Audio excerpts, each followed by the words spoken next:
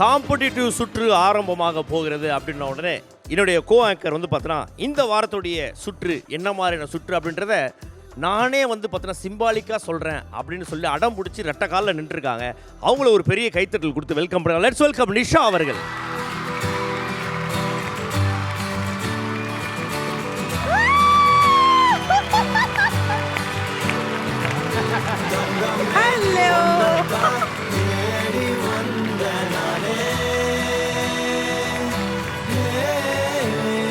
ரெண்டு வாழைப்பழமும் 4 ஊதுபத்தி இருந்துச்சுன்னா பாவம். அதான் நானும் நினைச்சேன் மாக்காப்பா பாவம் ஒரு ஆங்கரிங் ஆகணும்னு வெயிட் பண்ண அந்த பொண்ணை ஃப்ரேமுக்குள்ள மாட்டி விட்டீங்களே.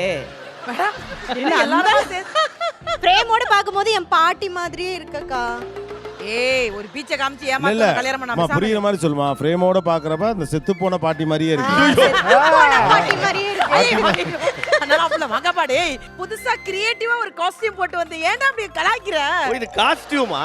கோஸ் மகபா. என்னமா இது? மகபா இன்னைக்கு என்ன ரவுண்ட் விளையாட போறோம்ங்கிறது யாருக்காவது தெரியுமா? தெரியாது. ஏன்னா அதுக்கு ஒரு பிரைன் வேணும், அதுக்கு ஒரு சூப்பரான ஒரு ஆங்கர் வேணும். நான் வந்தாதான் அது என்ன ரவுண்ட்னு தெரியணும். சரி என்னன்னு சொல்லு. நம்ம வந்து இந்த வீட்டுக்காக தான் விளையாடுறோம்னு தெரிஞ்சு போச்சு. ஆமா. கடைசியா இந்த தம்பி கொஞ்சம் ஆடாம இருப்பா.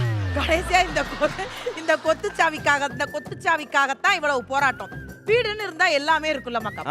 இன்னைக்கு நம்ம எந்த இடத்துக்காக விளையாட போறோம் அப்படின்றத இதுல வந்து கண்டுபிடிங்க பாப்போம். இது இன்னும் ஒரு கட்டம் இருக்கு அவ்வளவுதான். பாத்ரூம் மிரராக்கா? பாத்ரூம் மிரரா? ஏன் உங்க வீட்ல பாத்ரூம் எப்படி அறிவோம்? எட்டி பாப்பாங்களா அந்த ஜன்னல் அதானே நீ?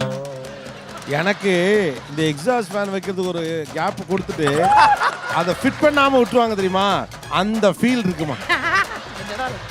நீங்க எல்லாம் தப்பா சொன்னாலும் எனக்கு ராதா மேம் மேல நம்பிக்கை இருக்கு. மேம் இத வச்சு நம்ம இப்ப எதுக்காக விளையாட போறோம்னு சொல்லுங்க மேம். அப்படி இல்லை, எனக்கு என்ன தெரியுதுன்னா இந்த ஷோ ஸ்டார்ட் பண்றதுக்கு முன்னாடி அழகா நிஷாவோட ஃப்ரேமை அப்படியே ஹாலில் மாட்டி ஐயோ என்ன அழகா இருக்கு அப்படின்னு சொல்லணும் போல. இப்ப தட்டுங்கடா கைய.